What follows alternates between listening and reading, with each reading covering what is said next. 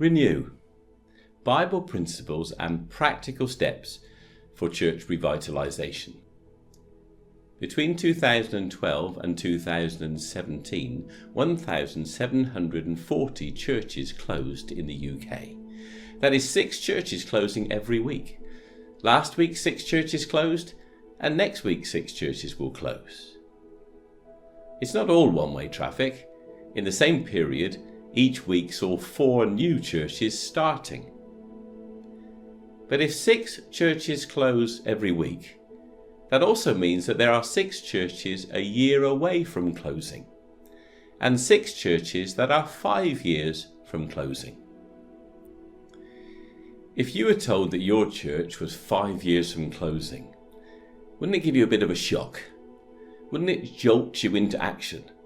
Wouldn't it focus the mind and give you the incentive to start searching to see what can be done?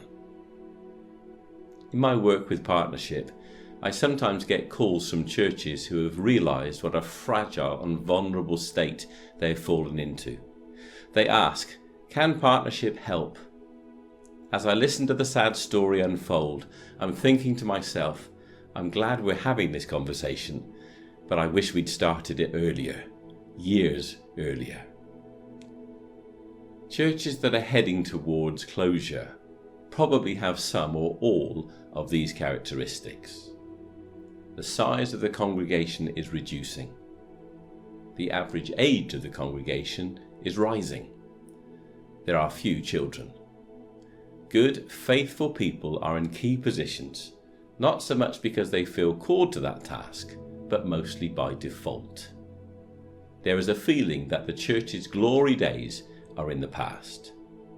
Change has become rare in the programme, the facilities, or even the decor.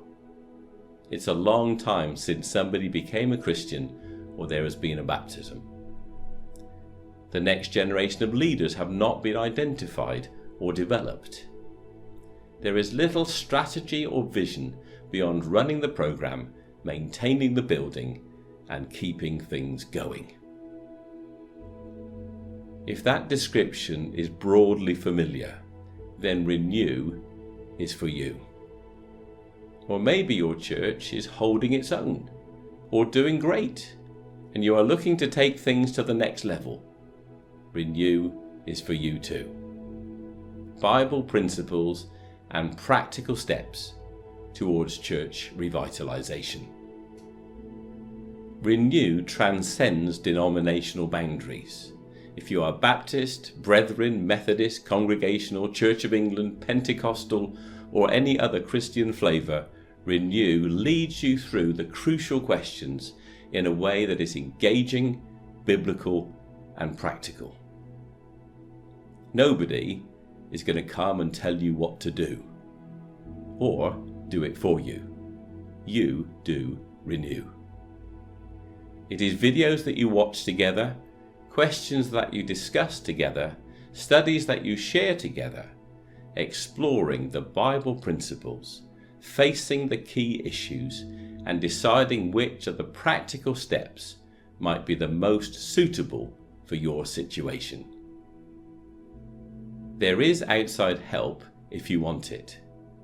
reNEW is developing consultancy teams that can visit or offer practical guidance by phone, email, or video conference as you work through the modules. reNEW is specifically designed to stir up a sense of urgency without creating despondency. It is designed to tackle the big questions head on while nurturing faith and hope. reNEW is not interested in stirring up the muddy past or trying to blame anyone for the way things are. Don't think for a moment that all the answers are here.